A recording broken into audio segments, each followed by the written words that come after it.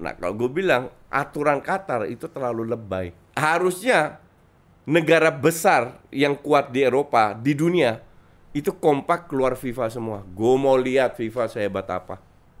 Setelah dia keluar dari MU. At that moment, dia masih makan gaji dari MU. Lu sebenci-benci sama Ronaldo, lu tetap harus akui bahwa dia hebat. Hebat, benar. Mantan hebat. Gue bener-bener heavy better gue dulu. Bener-bener every week itu perputaran ratusan juta. Halo, selamat datang di Podskuy. Masih bersama gue Boris Bokir. Bagaimana para sobat kuy? Gertakan-gertakan timnas-timnas di Piala Dunia. Ada negara-negara yang dijagokan tapi ternyata tidak lolos. Come home early. Dan kita kedatangan bintang tamu hari ini. Bintang tamu yang akan menjadi legenda di dunia persepak bola Indonesia ke depannya nanti. Ini dia Coach Justin. Dari sekian banyak komentator bola dari zaman dulu sampai sekarang, cuman Coach Justin yang berani ngomong belak-belakan apa adanya. Bodoh amat orang mau sakit hati. Ya iyalah. Ini kan sebuah edukasi terhadap para netizen dari Republik Wakanda ini. Bahwa mereka harus bisa terima pendapat yang berbeda. Harus bisa. Harus bisa. Ada loh pendapat berbeda tuh gitu ya. Iya, dari angle yang berbeda. Dan gue kan udah cukup lama ya di dunia ini. Jadi lama-lama itu mereka mengakui. Banyak bener-bener ratusan, ribuan, mungkin puluhan ribu yang bilang, awal-awal gue benci sama lu coach, tapi lama-lama ternyata lu banyak yang benar. Makanya gue sekarang domba lu. Bahkan sekarang kalau ada yang ngebully lu, gue hajar. Sampai segitunya. Sampai segitunya. Iya, jadi ternyata apa yang gue lakukan, dan lihat juga dari viewers, dari likes and dislike. Maka tiap kali gue tampil di podcast sebagai tamu, orang, coach haters lu kok banyak. Gue bilang, parameter haters itu apa? Lu lihat YouTube gue, yang kasih likes itu 95%. Cuman mereka yang 5% itu koar-koar. Jadi kelihatan let's say 500 orang, seolah-olah banyak dari berapa ratus ribu. Jadi they are nothing. Mereka nggak punya kehidupan. Jadi mereka butuh attention, pansos. Itu gitu. Juga yang menyebabkan Coach Justin begitu mudahnya ngeblok orang. I play with them. Jadi kalau lu lihat akun gue, kadang gue buka, kadang gue tutup. Jadi mereka harus tahu suka-suka gue. Okay. Ini akun gue, jadi suka gue. Ini akun gue, ini home base gue, ini tongkrongan gue. Iya. Lu ikutin aturan tuan rumah. Betul. Gitu. Jadi kalau lu datang bertamu ke tempat gue, lu nyampa, ya gue kick lu, gue usir. Iya kan, sesimpel itu. Sesimpel itu. You will do the same thing kan? Iyalah. Berarti yang dilakukan Qatar benar ya? Mengenai ban kapten? Enggak, itu lebay. Enggak. Itu kan kita main ke rumah Qatar. Enggak, oke. Ini gue jelaskan. Oke. Orang semua bilang kayak lu. Ya. Oke. Cuman ini untuk gue alasan di mana lu berlindung di balik alasan ini tuan rumah, kita ikutin aturan kita. Sekarang gue tanya, kalau lu anti terhadap sesuatu lah gitu. Anti terhadap sesuatu lah. Lu bikin party di rumah lu. Oke. Lu undang-undang, let's say lu anti orang jelek lah. Oke. Lu undang banyak orang, ternyata ada orang jelek di situ. Oke. Dia datang ke party lu. Padahal lu anti seperti itu. Itu yang salah siapa? Lu yang salah. Karena lu anti sesuatu tapi lu tetap undang mereka. Kalau sekarang tuh lu sebagai tuan rumah undang Piala Dunia. Piala Dunia itu banyak unsur minoritas, perbedaan budaya dan bla bla bla. Nggak bisa lu datang ini rumah gue, lu ikut aturan gue. Kalau itu yang terjadi, jangan gelar Piala Dunia. Maka dari itu Sepp Blatter H-5 dia bilang Qatar is too small untuk event sebesar Piala Dunia. Oh, dia bilang tahun 5 hari sebelum Piala Dunia 2022, tapi 2010 dia oke. Enggak, dia pilih Amerika. Dia pilih Amerika. Dia pilih Amerika. Michel Platini. Gitu. Jadi gue nggak setuju kalau berlindung. I mean, kenapa lu harus soal ban kapten aja lu ributin gitu loh. Oke. Tapi ada juga kan negara yang malah berfokus, saya nggak ikut-ikutan deh politik-politik, saya main bola aja di sini tugasnya. Banyak. Cuman yang dilihat kan lu ngundang begitu banyak negara dan lu harus ini ada perbedaan semua kan. Ya, beda budaya. Punya karakteristik masing-masing. Punya karakteristik masing-masing. Jadi kecuali kalau FIFA bilang Qatar lu harus pakai ban kapten One Love. Nah, itu baru nggak respect karena lu paksa. Oke. Nah, kalau gue bilang aturan Qatar itu terlalu lebay. Kalau lu mau orang ikutin aturan tuan rumah lu, itu hak lu. Cuman jangan bikin Piala Dunia. Nah, tapi kan mereka ditunjuk menang bidding Ya. jadi tuan rumah. Kenapa bisa? Coba sebelum netizen komen, nonton FIFA Uncover dulu. Di Netflix ya. Baru lu bisa lihat kenapa bisa. Ini juga nggak make sense karena gini. Orang kalau gue melakukan sesuatu kan dibilang kayak gue bilang tim Asia itu lebih baik main badminton karena bisa juara dunia. Di sepak bola nggak mungkin dibilang oh Justin anti Asia. Nggak. Sepak bola itu tidak race related, tidak religion related, tidak golongan related. Tujuan sepak bola adalah menyatukan. Bukan berdasarkan sebuah ras, sebuah agama, sebuah golongan difavoritkan, bukan karena kekuatan sepak bola. Nah, kita kembali ke Qatar. Alasan FIFA adalah kita harus menunjuk sebuah negara untuk mempromosikan sepak bola di negara tersebut. Alasan utamanya itu. Enggak. Itu the biggest bullshit. Karena gue sebagai pelatih, mantan pelatih timnas futsal, gue pernah ikut Piala Asia di Taiwan. Oke? Dengan alasan itu, kita tunjuk Taiwan biar ngangkat futsal di Taiwan. Habis Piala Asia sampai sekarang nggak ada apa-apanya itu. Nggak ada kegiatan futsal mania di Taiwan. Iya, betul. Jadi ini alasan. Dan kedua, lu kan tahu, gue pernah ke Dubai. Itu di bulan Mei. Itu 45 degrees. Ya. Gue keluar aja udah ngap, udah kayak mau dipanggang, ngerti nggak? Padahal hanya jalan-jalan. Iya, itu bulan Mei. Dan orang sana bilang, oh coach ini belum panas. Juli, Agustus itu panas. Berapa? 55 derajat. Harusnya orang-orang ini kan tahu. It's impossible, bukan hanya untuk pemainnya, tapi untuk fans yang jumlahnya 1,5 juta yang akan datang ribuan yang orang iya. Ke satu stadion. Betul, ke satu tempat lah, nggak satu stadion. Tapi intinya adalah nggak make sense lu nunjuk Qatar. Dan ujung-ujungnya digantikan ke bulan Desember. Jadi ini adalah Piala Dunia pertama kali nggak sih yang diadain di akhir tahun? Iya, betul. Tim-tim Liga Inggris nggak komplain kan ada Boxing Day? Bukan nggak komplain, all complain. They all complain. Ya, kan? Cuman masalah yang lu lawan FIFA. Dan tim-tim itu nggak kompak juga. Harusnya mereka Denmark sama Inggris kan ngancam keluar FIFA. Oke, gue bilang harusnya negara besar yang kuat di Eropa, di dunia itu kompak keluar FIFA semua. Gue mau lihat FIFA sehebat apa. Bikin Super League sendiri gitu ya. Ya. Iya kan, bisa kan? Ya. Mereka ada kebijakan negara masing-masing. Betul, karena terlalu banyak kebijakan yang menyimpang yang mereka lakukan tidak melihat kesejahteraan pemain. Pemain itu bukan robot.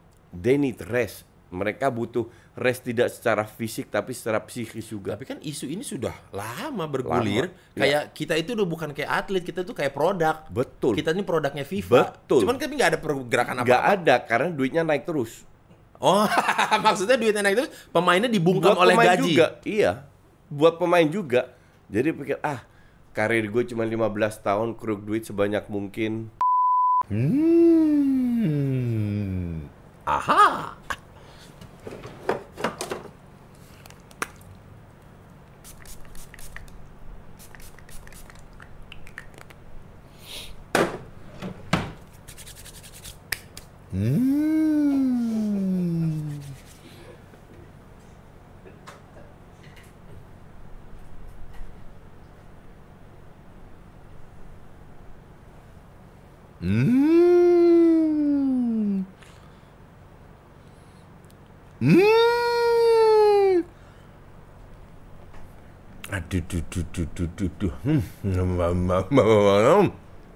Golden moment banget ini di saat break makan KFC Golden Combo. Maaf ya sobatku ya, jadi belepotan gini. Aduh. Nah, dulu pakai tisu. Aduh, ini KFC Golden Combo ini pokoknya bikin ketagihan terus ini sobatku. Wow! Sekali digigit ayam KFC dengan cocolan saus keju Romano khas Italia, rasanya bikin pedes dan juga gurih di saat bersamaan. Aduh, pokoknya para sobatku jangan ngaku kalian cheese lovers kalau belum nyobain KFC Golden Combo. Nah, pokoknya Sobat Kuy, biar kalian sat untuk nyobain menu ini, kalian ambil handphone dan juga segera pesan melalui aplikasi KFC Ku, ya kan? Sekali lagi boleh kali ya. Kan masih break nih.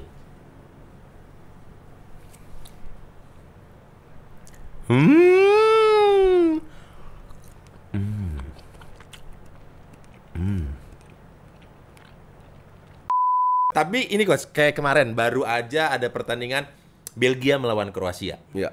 Terus ada ramai di sosmed, ada dihembuskan isu-isu kalau ini kayaknya adalah ada indikasi-indikasi match fixing nih antara Belgia dengan Kroasia. Padahal Belgia ini kan masuk peringkat yang oke gitu. Nomor 2 dunia. Ya. Apa benar? Gue rubah mindset para mainstreamers, penggemar bola. Oke. Mereka mengunggulkan Belgia itu berkat otaknya dicuci dengan data FIFA. Rank 2 seolah-olah lu hebat. Oke. Padahal di generasi emasnya final aja nggak masuk. Paling top semifinal. Dengan peringkat 2 itu ya? Dengan peringkat 2. Peringkat 2 itu bisa diraih kalau lu ketemu negara-negara kecil, lu kumpulin poin. That's why gue selalu bilang, gue mungkin satu dari sedikit pandit yang bilang, jangan percaya data.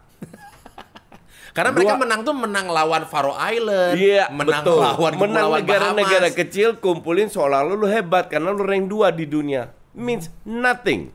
Lu harus lihat. Dari match pertama, Belgia menang lawan Kanada, itu untungnya gede banget. 1, Davis nggak masuk penalti. Kedua, digempur abis-abisan itu Belgia. Tapi that's football. Beruntung menang bukannya lu hebat. Oke. Kroasia beda 11-12 lah. Pemainnya banyak yang senior, yang penting-penting Perisic, Brozovic, Modric, Kovacic. Yang ngegendong itu yang umurnya sudah senior lah. Ya kan? Jadi kemarin matchnya gue nonton itu membosankan. Sangat amat membosankan. Penonton juga kayaknya sepi ya. Di stadionnya juga kan nggak kayak pertandingan mungkin sebelahnya. Sebelumnya, ya betul. Dan Belgia sangat sangat layak tidak lolos. Wong kaptennya Kevin De Bruyne udah bilang loh, kita nggak bakalan juara dunia karena squad kita terlalu tua. Ya. Gue bilang kalau lu datang ke Piala Dunia dan yakin tidak jadi juara dunia, mending lu nggak usah datang. Mending gak usah main ya. Mending nggak usah main. Lu datang untuk jadi juara. Tapi entah berhasil atau tidak, itu nomor 9. Nomor 9. Bahkan kalau seorang Kevin De Bruyne mengatakan itu kan artinya psikonya parah banget di dalam. Sudah parah banget. Iya. Makanya dia sampai rela. Sampai dia mempublikasikan loh, ngomong ke media loh, kita nggak bakalan juara dunia karena squad kita terlalu tua. Ini squad yang di atas kertas rank 2. Etis nggak sih kalau seorang pemain mengeluarkan unek-unek? Nggak etis, karena menyinggung pemain-pemain yang lain yang punya ambisi untuk jadi juara dunia. Itu kalau secara negara. Kalau secara klub, etis nggak sih seorang pemain ngomongin kebobrokan dalam klubnya keluar ke media? Nggak etis, dan kan udah ada contohnya. Iya, nggak usah. Ngerti nggak? You just don't do that gitu loh. Berarti orang melakukan itu, kalau ada orang melakukan itu, berarti udah sedesperate itu. Iya, nggak, orangnya nggak punya etika melakukan itu. Bahwa dia mantan 5 kali pemain Ballon d'Or, bahwa dia super tajir melintir, bahwa dia punya pemilik follower Instagram terbanyak di dunia, tidak memberikan dia privilege untuk melanggar etika. Berarti dia, kalau dia mau ngoceh setelah dia keluar dari MU, at that moment dia masih makan gaji dari MU.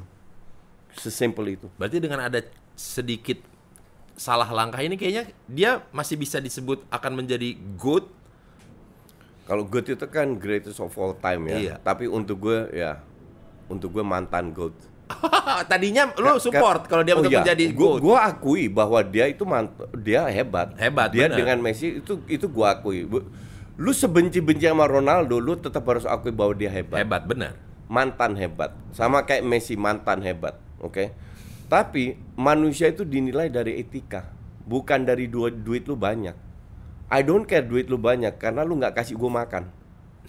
Ngerti nggak? Yeah. Lu nggak ngutangin gue duit. Kenal juga enggak gitu. Kenal juga enggak. Jadi so what duit lu banyak. Tapi etika itu yang membuat lu dari he was something, now is nothing. Maka bilang di Eropa nggak bakalan ada yang mau. Nggak bakal ada yang mau ya. Namanya udah tercoreng. Jadi nggak kayaknya rumor-rumor klub-klub yang mau Ya ke meng-hire. Saudi kan. Iya, maka Ke Saudi itu make sense. Karena Saudi mau jadi tuan rumah Piala Dunia. 2026. 30. Oh, 30. 26 udah Kanada. Kanada, Amerika, Meksiko. Oh, 3. 3. Bukan 2. Bukan. Kanada, Amerika. 3, 16, 16, 16. Jadi 48 tim. Kan bangsat itu FIFA. Hah? Sekarang 32 aja, setengahnya udah tim kolang-kaling. Mainnya amburadul. Ya, nggak layak tonton lah. Nggak layak tonton. Lu kebayang kalau 48 tim kayak apa? Nah, di situ mereka dapat duit. Nah, itu berdasarkan apa dari 36 menjadi Berdasarkan the more cuan the better untuk FIFA. Itu The more doang. the better. Itu doang. Kalau aku lihat FIFA kayak begitu, Ya. berarti kejadian organisasi sepak bola di Indonesia nggak jauh beda ya? Nggak jauh beda. Ya kan mirip nih. Iya. Ini mirip Oh, nih iya. kelakuannya nih. FIFA, AFC ke negara. Mirip. Sistemnya sama semua. Sama semua, persis Ya, sama semua. betul. Kayak yang menentukan ketuanya adalah orang-orang perwakilan-perwakilan negara itu di Ya, FIFA. ya. Di AFC juga begitu. Pun di liga di Indonesia yang Membernya, anggotanya. anggota-anggota klub yang menentukan aku pengen ketuanya siapa Ya, gitu. Tapi di Indonesia lebih unik lagi. Kenapa tuh uniknya? Dan sistem uniknya Indonesia itu di-approve sama FIFA. Gue sampai kalau ngomong Apa? gini, gue Sistem antik uniknya itu apa? gini, Apa? listen, gue bukan orang pinter. Oke. Gue bukan orang hebat. Gue hanya rakyat jelata yang bisa berpikir logis. Ya.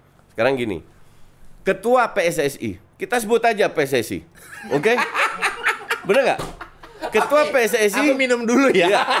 Ketua PSSI dipilih oleh anggotanya. Di mana-mana itu terjadi. Ya. Anggotanya adalah klub. Ya. Klub Liga 1, klub Liga 2, beberapa, Liga 3 berapa. Oke. Tapi di Indonesia plus Asprof. Asprof ini adalah singkatan dari asisten provinsi atau Asprof ini Asprof ini perwakilan provinsi toh? perwakilan provinsi. Wilayah. Ya, Nggak ada hubungannya dengan klub, nggak ada hubungan klub. dia hanya regional wilayah. Artinya regional cabangnya PSSI di Di provinsi. Kontributor PSSI di kota masing-masing. Ya. Oke. Kan nggak make sense gitu loh. Ngerti nggak? Kok bisa cabang lu dukung lu? Kenapa? Karena cabangnya itu juga dipilih lagi ketua Asprof ini oleh anggota-anggotanya. Jadi PSSI sebuah organisasi, di dalam ada organisasi lagi Yang bertujuan untuk memilih dia. yang berjuang untuk memilih dia. Kan harusnya nggak usah ya? Dan di bawah Asprof ada lagi. Kalau dulu namanya Pengcap, gue nggak tahu namanya sekarang apa. Iya, iya. Itu ada pemilihan lagi. Gue bingung, kok bisa seperti ini? Cabang lu itu harus kerja untuk menjalankan program PSSI. Iya dong. Biar bisa melihat lebih dekat kan. Iya. Nggak usah dari pusat terus gitu. Jadi PSSI bikin program, ini kan harus dijalankan di 33 provinsi. Ya. Ada 33 Oh, Asprof. 33 lama banget. Sekarang udah 3. Oh, berapa sekarang? 37. 37 sekarang 30. Ya itulah oke lah. Ya, let's say oke itulah. lah. Ya sorry, gue di Indonesia masih sekolah sampai kelas 5 SD doang. Dia tahunya 33. 37 ya? 37 Ya oke lah. atau 36? Itulah. Oke, itu. Sebanyak itu. Artinya semua provinsi harus menjalankan program PSSI. Ya Oke? dong. Ya. Sekarang bagaimana kalau lu menunjuk Asprof, itu kan harusnya dari PSSI, orang profesional yang makan gaji, yang digaji tiap bulan agar mereka mendedikasikan waktunya untuk menjalankan program PSSI. Iya kan? Ya. Sekarang ketua Asprof itu dipilih. Mereka punya anggota-anggota lagi. Jadi sebenarnya PSSI nggak punya hak untuk pecat ketua Asprof. Wah, bukan PSSI yang milih kok. Anggota-anggotanya. Ini milih sendiri lagi. Iya. Beda rumah gitu. Beda rumah. Tapi mereka bagian dari PSSI. Nah, sistem ini itu di-approve sama FIFA. Untuk gue nggak make sense. That's why kalau gue tampil di beberapa podcast, coach sepak bola Indonesia gimana nasibnya? Nah, they are going nowhere. Indonesia fokus ke main badminton aja, minimal jadi juara. Oh, itulah intinya, maksudnya coach bilang jangan main sepak bola, lu mendingan main badmintonnya kayak lebih Iya. sehat di sana gitu. Dan lu bisa jadi juara dunia. Ada gitu. Ada. Sepak bola forget it. Selama sistem ini tidak dirubah, kalau lu jadi ketua sekarang, lu rubah hari ini, hasilnya tuh 15-20 tahun ke depan. Tah, coach gini, mau nanya gini. Dulu kan kita ngelihat kalau Indonesia melawan Malaysia, Ya. kayaknya menang gampang. Indonesia lawan Filipina menang gampang. Sekarang tuh untuk draw aja susah payah. Iya. Nah, yang jadi pertanyaannya, apakah mereka yang lebih jago atau sepak bola kita yang jalan di tempat? Enggak, mereka berkembang, kita jalan di tempat. Gitu. Kenapa bisa kita jalan di tempat? Karena kita nggak mau maju. Siapa kita ini? Kita ini pelaku sepak bola Indonesia itu nggak mau maju. Maksudnya kan semua pemain sepak bola Indonesia nonton Liga Inggris, Betul. nonton pertandingan Piala Dunia, Euro, Betul. pelatihnya pun nonton. Betul. Masa Nggak segampang itu. Makanya lu harus belajar dari Johan Cruyff. Sepak bola itu simple. tetap Belanda ya? Oke. Tapi bermain Oke, tetap Belanda. ya? tapi Oke, bermain siap. simple itu susah. Ya. Nah, gue melihat sepak bola itu tidak menjadi industri. Kapan jadi industri? Gak yakin akan jadi industri. Karena tidak mau dibentuk untuk jadi industri. Selama sepak bola ini tidak jadi industri, yang berkuasa ya orang-orang ini aja. Yang memainkan Turun-menurun, sepak bola. klik mereka, pengurus kan semua dari atas diatur. Ya. Pemain bola kan cuma menjalankan. Iya. Gitu. Jadi kalau kita lihat 20 tahun yang lalu lah, gue di Indonesia itu tahun berapa? 99 gue tinggal di Indonesia itu 23 tahun. Oke. Kalau gue lihat yang dari dulu 2004 gue masuk sampai sekarang, orang-orang itu aja gue masih dengar namanya atau lihat orang yang masih berkuasa. Masih the same, masih orang yang sama. All same guy behind the scene. Sudah berapa puluh tahun lu Iya. tinggalkan. All the same guy behind the scene ya, behind the scene. Ini kan ada cabang olahraga di Indonesia itu ada puluhan. Bahkan mungkin ratusan kali ya cabang olahraga. Dan semua ada ketua asosiasinya masing-masing. Ya. Menjadi ketua sepak bola di Indonesia itu perdebatannya, perebutannya sangat sengit. Gitu. Ya. Sementara yang cabang lain misalkan let's say anggar atau mungkin Atletik iya, atau takraw. Iya. Perebutan ketuanya nggak sebegininya. Ini ada apa makanya sebegitu orang pengen banget. Ya, karena seksi. Ya apa yang bikin dia jadi seksi? Seksi membuat dia dapat exposure banyak, exposure dimanfaatkan untuk ambisi dia. Sebenarnya gue lihat itu nggak ada salahnya. Oke, nggak salah dong. Gue asumsi ya, gue sekarang mau jadi calonkan untuk DKI 1 gubernur. Tapi gue mau lewat untuk bisa menjadi situ, untuk mencari suara, gue mau jadi ketua PSSI. Gue bilang itu nggak ada salahnya, tidak ada yang lu langgar. Tapi pada saat gue jadi ketua PSSI, gue harus peduli dengan sepak bola. Harusnya. Iya, Itu prioritas utamanya. iya. Dari World Cup Qatar nih, 2022. Negara yang tersisa kan ada banyak lah ini. Coach Ntar lagi tinggal 16 ya. tanggal 16, langsung habis itu langsung 8. Masih coach dengan kalau bicara hati nurani pasti Belanda ya. Iya. Hati nurani, tapi Ya. secara logika coach menganalisis pertandingan dari mereka penyisian kira-kira 3 negara yang akan ada sampai semifinal siapa nih? Satu, kedalaman skuadnya itu harus bagus. Kedua, kalau bisa pelatihnya bagus. Ketiga, kualitas pemainnya itu bagus.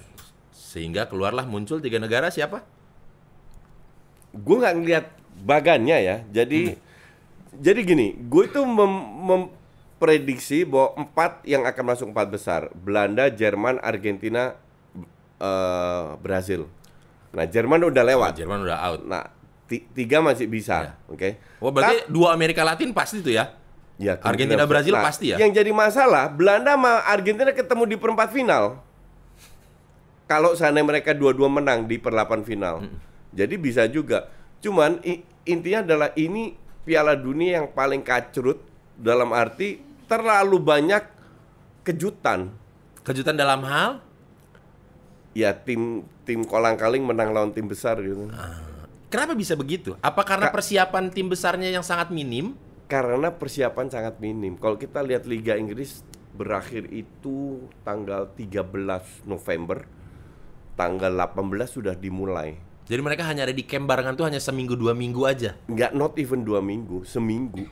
Klub-klub besar ya, kecuali klub kolang-kaling kayak Qatar gitu atau apa. Banyak waktu luangnya ya. Banyak lah waktu dan ujungnya out juga. Out juga.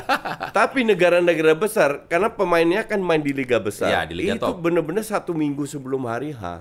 Baru nyampe Iya, mereka. dan lu pikir pelatih tukang sulap. Ya kan, artinya group stage ini menjadi eksperimen. Makanya tidak ada satu tim yang benar-benar konsisten. Lu lihat si siapa kemarin kalah lawan Tunisia itu?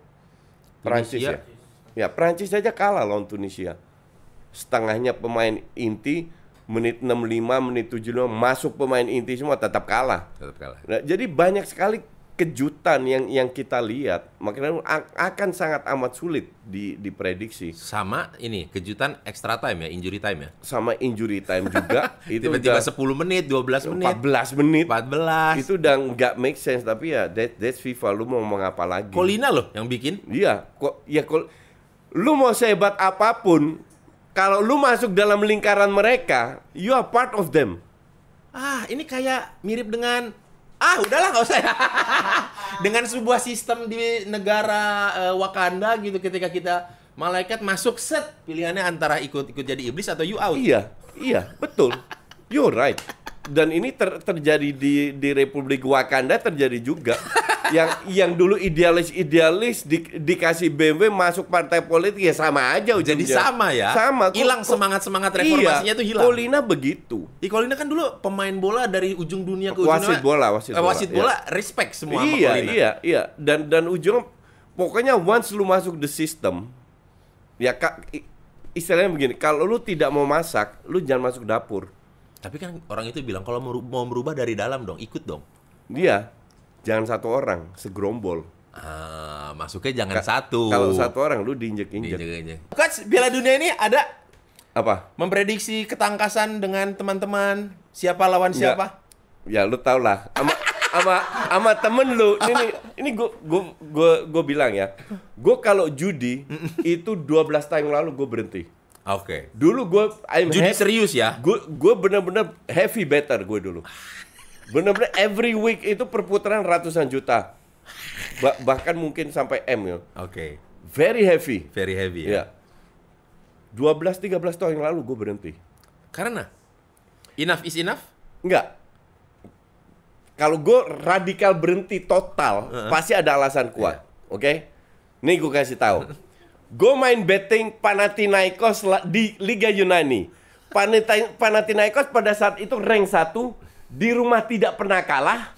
Oke? Di rumah tidak pernah kalah, ketemu yang rank 89 yang away tidak pernah kalah. Main di kandang sendiri. Di kandang Panathinaikos. Di kandang Panathinaikos. Gue bego. Sebenarnya kalau menurut data, for-nya kan harus gede. Harusnya. Minimal 2. Ini for 1/3/4. Artinya 2 gol lu menang setengah. Iya. Iya kan? Nggak make sense gitu loh. Lu di rumah menang semua match, yang tamu lu away nggak pernah menang. Tapi udah keluar furannya seperti itu. Cuman seperti 1/3/4. Main tak 0-1. Main bola jalan 0-2. Niat hati mencuci ya. Main bola jalan lagi 0-3. 0-3 masih di for kan? Iya. Setengah sampai terakhir. Main hantam lagi, skor tetap 0-3. Habis gue. Tapi kalau penjudi kalah nggak akan berhenti. Malah makin panas. Nggak cukup itu kan. Nggak lama kemudian gue baca report dari Interpol bahwa setiap tahun ada sekitar 400 di Eropa ya. Eropa only ini ya. Eropa only. Ada sekitar 400 match yang berbau match fixing. Negara mana? Negara kayak Eropa Selatan, kayak Yunani, Albania, liga-liga Siprus, liga-liga kecil, sama Skandinavia, sama Eropa Timur, divisi 2, divisi 3. Bahkan ada Champions League tapi yang kualifikasi. Jadi bukan road to champion. Bukan main tournament tapi yang kualifikasi menuju. Itu ada yang berbau match fixing. Habis itu kalah di Panathinaikos, gue baca itu enggak. Untuk gue ini udah penipuan. Oh, gue dikerjain nih. Dikerjain. Jadi 12 tahun lalu selesai. Nah, tuh. Nah, sekarang untuk sobat kuy dengerin tuh. Sekarang fun-fun aja untuk beli uang rokok sama temen lo, Oki. Fun-fun aja. Coach, thank you Brad sudah mau main ke sini. Sama-sama. Ke Pots Kuy. Senang pertemuan pertama yang sangat menyenangkan dengan Coach Justin. Mudah-mudahan ketemu. Akhirnya namanya ketemu. famous. Orangnya belum pernah ketemu. Oh, berarti sering digosipin saya sama Oki ya? Iya. Oki itu kacau, Oki. Suka ngosipin lo itu, Oki.